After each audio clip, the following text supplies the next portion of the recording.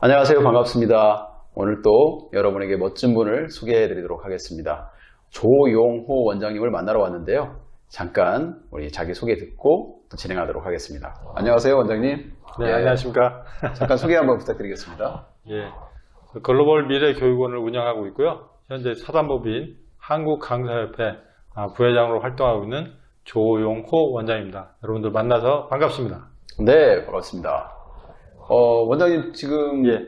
요즘에 하고 있는 일은 어떤 일들을 하고 계시죠?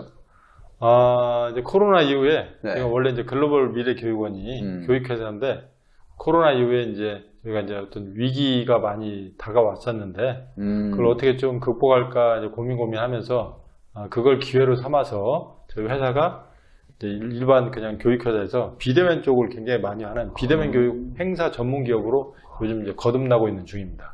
아, 그래요?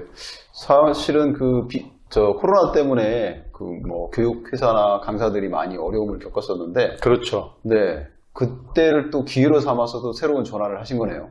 네, 그런 것 같습니다. 네.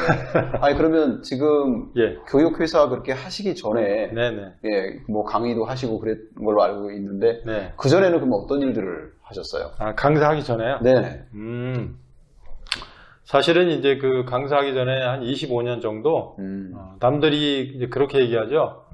대한민국에서 신이 내린 직장이다. 혹시 어떤 회사인지. 신이 내린 직장? 예. 공무원? 좀 비슷한데요. 네. 조금 좀 확장을 해볼까요? 확장을 해보면, 신이 내린 직장. 공기업을 공기업. 요즘. 네네네. 그렇죠. 공무원하고 또. 공기업에 저도 이제 한 25년 정도 근무하다가 명예퇴직을 하고 공기업 생활 근무하면서 제2의 인생으로 이제 교육이나 강의 쪽에 좀 관심이 많아서 네네. 그쪽에 대한 이제 자기 개발을 꾸준히 하고 하다가 이제 명예퇴직을 하고 교육회사를 설립해서 이제 오늘에 이르게 됐습니다. 그러면은 교육하기 전까지는 그러면 전에 그 업무 하신 거하고는 그렇게 어떻게 관련성이 좀 있었나요? 회사에 주로 이제 재직하면서 했던 업무가 기획, 총무, 인사, 교육, 그다음에 사업 관리 이런 부분들이 있어서 회사 내 행사 이런 걸 좀 많이 했었기 때문에 교육 행사 좀 이런 것들은 조금씩 많이 해봐서 또 해보니까 그런 것들을 제가 좀 재밌어하고 또 거기서 스스로 자기 만족도 많이 느끼고 했던 부분들이 있어서 그런 부분에 지금도 항상 그런 부분을 함에 있어서는 재밌게 하고 있는 편입니다. 그러니까 지금 하고 계신 일들이 전에 직장에서 했었던 일과 전혀 무관한 일은 아니라고 봐도 되겠네요. 굳이 연관이 있다면 연관이 좀 있겠죠. 예. 하지만 이제 회사 이름을 딱 대면 그 회사의 고유한 업종하고 상관이 없는데 부서에서 했던 일들이 일반 사회에서 지금 제가 교육회사를 운영하면서 좀 필요한 부분들은 많이 좀 경험을 한 것 같습니다. 네. 그러면 지금 코로나 이후에 이렇게 또 새로운 도전을 하고 계신데, 네네. 예, 그 새로운 도전을 하고 계시는 그 분야에 대해서 좀 잠깐 설명을 좀 해주실까요? 코로나 이후에 이제 달라지는 게 이제 많은 일상들이 이제 비대면 쪽으로 넘어왔잖아요. 맞습니다. 그래서 교육도 자연스럽게 비대면 쪽으로 갈 수밖에 네네. 없고, 행사도 자연스럽게 비대면으로 갈 수밖에 없는데, 그런 거에 관련돼서 현재 저희 회사가 이제 비대면과 관련된 유튜브 중계, 그리고 줌 행사, 그리고 이제 어떤 메타버스 플랫폼 구축, 그다음에 영상 촬영, 그리고 영상뿐만 아니라 홈페이지 제작, 그다음에 학습 관리 시스템인 LMS 시스템 구축, 이런 것들을 다 다양하게 요즘 하고 있어서 어떻게 보면 비대면과 관련된 A부터 Z까지 다 하고 있는 그런 회사다라고 말씀드릴 수 있겠습니다. 아니, 그런데 사실은 그렇게 많은 교육기관이나 강사들도 그렇고, 예.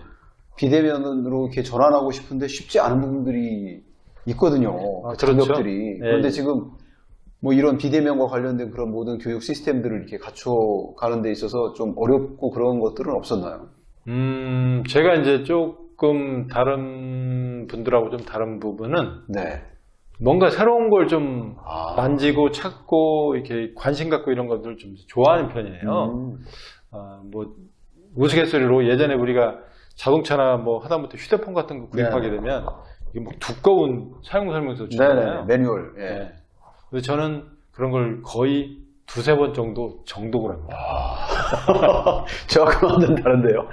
왜냐면 그 비싼 제품을 구입했는데 거기 있는 모든 기능을 써야만 이 값이 된다는 생각이 들어서 저는 그렇게 좀 했었고 또 그런 걸 다만 근데 손에 기름 묻히는 건 싫어하는데 기름 안 붙이고 새로운 거 만지고 이런 것들은 좀 좋아하는 편입니다. 어찌 보면은 지금 요즘 세상에 그런 어떤 디지털 기기를 다루는 것에 좀 최적화되신 분이 아닌가 생각됩니다.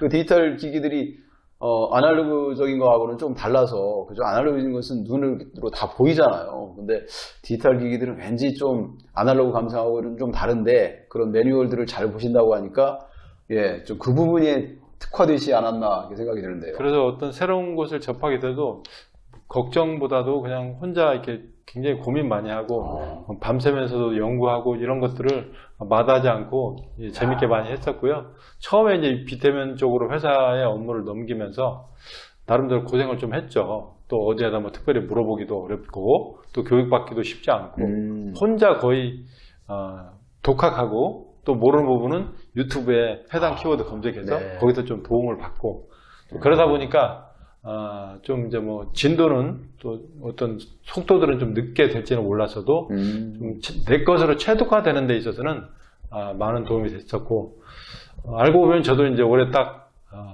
나이가 어떻게 돼요? 예. 올해 제가 딱 환갑이거든요. 네.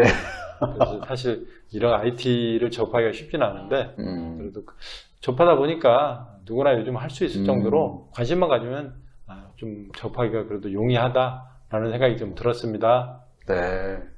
아니, 그러면 아까 지금 말씀하신 것처럼 새로운 그런 비대면 사업들을 하면서 네네. 요즘에 핫한 그런 메타버스 관련된 것들도 하시고 계시다고 그랬잖아요. 예. 그 메타버스 무슨 굉장히 많은 이야기가 나와요. 근데 직접 이렇게 해보시니까 정말 이게 진짜 왜 중요한지, 예.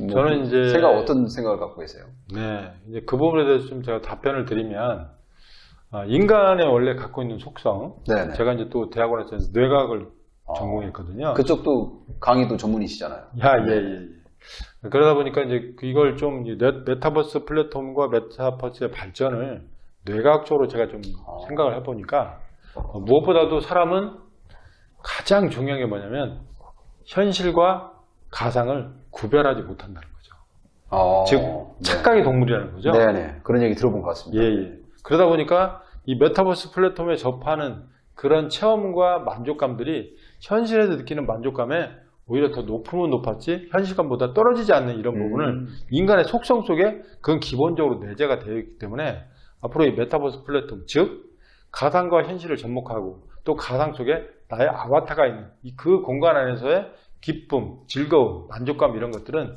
현실에서 느끼는 만족감보다 훨씬 더 크면 컸지 적지가 않기 때문에 앞으로 어떤 식으로든 이 메타버스는 단기간의 유행과 트렌드를 벌어나서 앞으로 큰 흐름으로 갈 것이라고 저는 그렇게 생각을 하고 있습니다. 그러니까 이게 잠깐 어떤 유행이 아니라 네네. 우리가 앞으로 계속 그 세계에서 뭐 뭔가를 해야 할 그런 방향으로 그냥 뭐 잠깐 스킵하고 넘어갈 수 있는 게 아니라는 거죠. 예를 들어서 우리가 그 흑백 TV가 예전에 있다가 칼라 네. TV 나오면서 TV를 보면서 어떤 그 좋은 명소를 봤을 때 저곳에 가고 싶다. 저건 너무 좋다.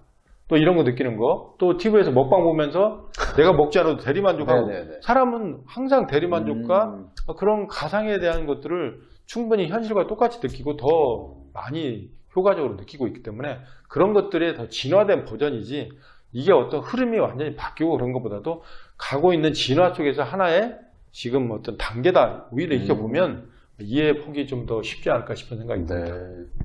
그렇다면 이렇게 중요한 이 메타버스 이 분야가 네. 앞으로는 그러면 어떻게 발전할 거라고 이렇게 전망을 하세요?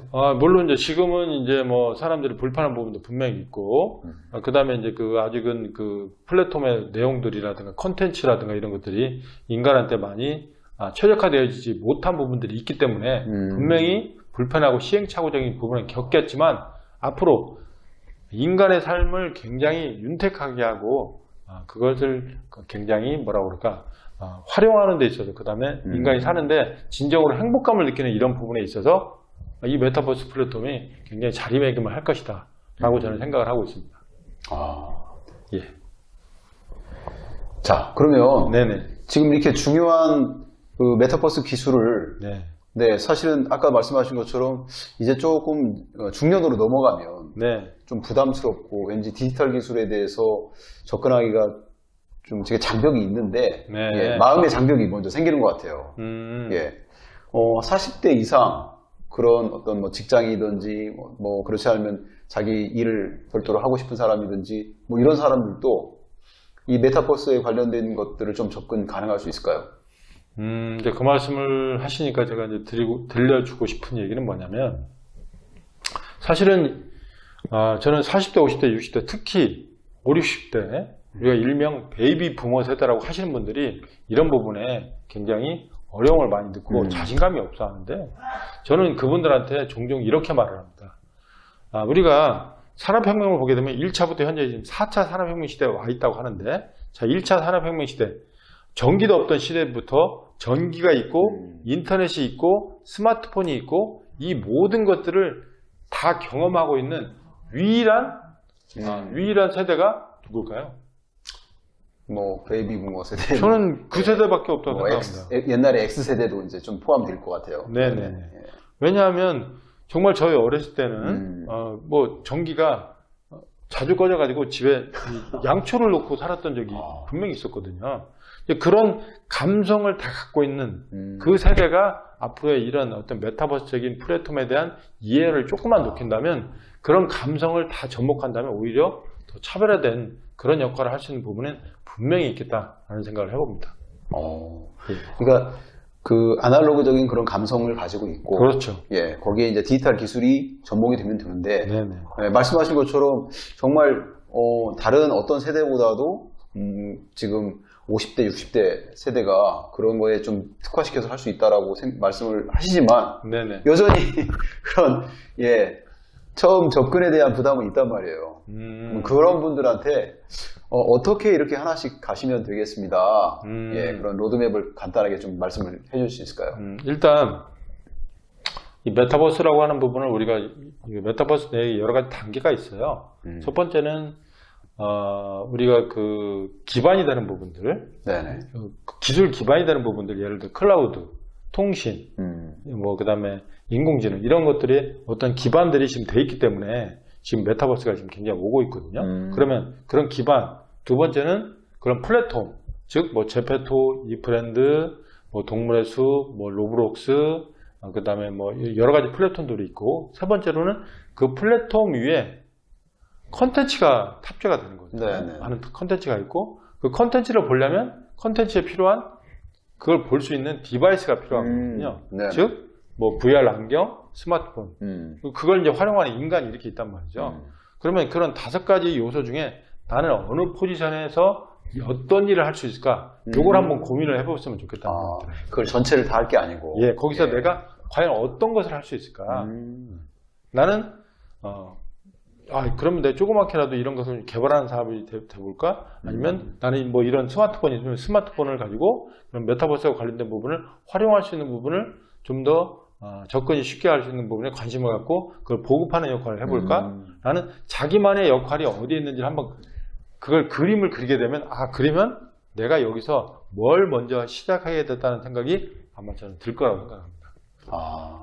근데 그러려면은 이제 혼자 생각하는 것보다는 그래도 네. 전문가를 좀 만나서 이야기를 들어보는 게 더 좋을 텐데, 네. 원장님, 이 교육기관에서도 그런 일들을 좀 하고 계신가요? 그렇죠. 이제 저희가 이제 태생은 교육회사다 보니까 그런 관련 교육들을 하고 있고, 특히 이제 요즘은 아까도 제가 말씀드렸지만 딱 올해 제가 환갑이다 보니까 베이비 부모 세대들, 공기업이나 공무원분들, 퇴직자 대상으로 제가 교육을 나가게 되면 그분들한테 제가 꼭 당부드리고 말씀드리는 게, 결코 실망하거나 위축되고 그러지 마시라. 여러분같이 1차부터 4차 산업을 모든 것을 다 아우르고 경험할 수 있는 유일한 세대가 여러분들이기 때문에 여러분들이 자신감을 갖고 앞으로 제2의 인생을 도전하는데 주저하지 마셔라 라는 말씀 꼭 드리고 있습니다. 네. 어찌 보면 굉장히 좀 약점이라고 생각했었던 그 부분들이 강점으로 지금 말씀을 해주셔서, 예를 들어서 네네. 요즘에 이제 그 새로운 서비스 중에 어떤 게 있냐면, 북한의 고향인데 6.25 때 남한으로 와가지고 아직까지 자기 고향을 한 번도 못 가본 분이 있잖아요. 그렇죠.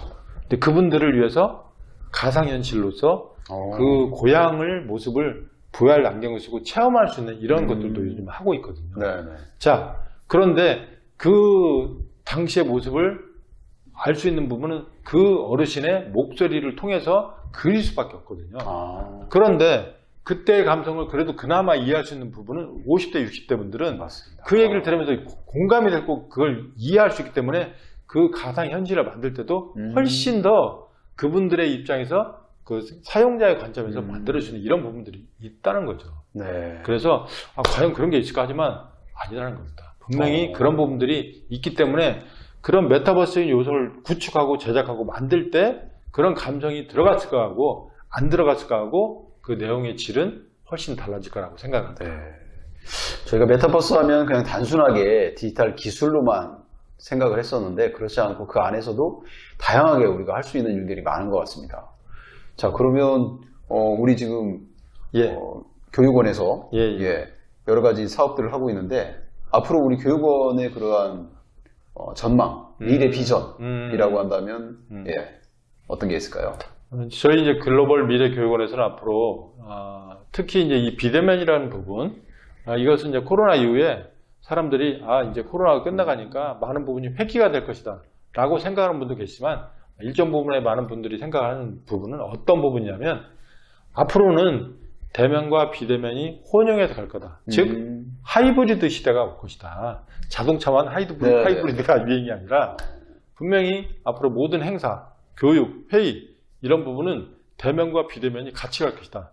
예를 들면 어떤 교육 과정이 뭐 일주일이 있다. 어떤 행사가 며칠 달이가 있다 하게 되면 예를 들어서 뭐 개회식 할 때, 그다음에 오픈할 때, 그다음에 끝날 때 뭐 수료식 할 때 이럴 때로는 뭐 대면으로 할 수도 있겠지만 교육 과정은 온라인으로 듣는다든지 또 반대로 개회식과 수료식 이런 부분은 온라인 유튜브로 하고 교육은 나름 직접 와서 또 교육을 듣는다든지 이런 어떤 식으로 혼용이 돼서 그 상황에 맞는 그런 부분들을 찾아가는 그런 부분이 되기 때문에 이런 부분이 사실은 코로나가 오기 전에는 이게 지금 바로 오지 않고 앞으로 5년, 10년 후에 올 것들이 지금 코로나를 위해서 우리한테 한 10년 가까이 빨리 왔기 때문에 이런 부분에 대한 기술력들은 어느 정도 다 돼 있고 보급이 어려웠었는데 코로나로 인해서 보급이 훨씬 앞당겨졌기 때문에 이런 부분은 앞으로 우리 일생활에 실생활에 깊이 파고들 거라고 생각합니다. 네, 지금 말씀 들어보니까 지금보다도 굉장히 다양한 부분으로 이게 응용될 수 있는 게 있는 것 같아요. 그렇습니다. 네. 그래서 그런 부분에 있어서 우리 글로벌 미래교육원이 좀 자리매김을 할 수 있고, 그럼 여러 가지 부분은 영상 제작, 가상 스튜디오, 그다음에 가상 배경으로 만드는 영상 제작뿐만 아니라 가상 전시관 구축, 그리고 이제 메타버스 플랫폼을 활용한 회의 행사, 그다음 메타버스 플랫폼 구축 이런 여러 가지 점들을 골고루 다 할 수 있어서 그런 것들을 통합적으로 할 수 있는 토탈 그런 비즈니스 모델을 갖고 앞으로 전개해 나가려고 생각하고 있습니다. 네, 그런 부분들을 뭐 하루아침에 될 수는 없겠지만 전문가의 도움을 받아서 꾸준하게 계속 관심을 가지고 배워나가면 분명히 좋은 결과가 있을 것 같습니다. 네.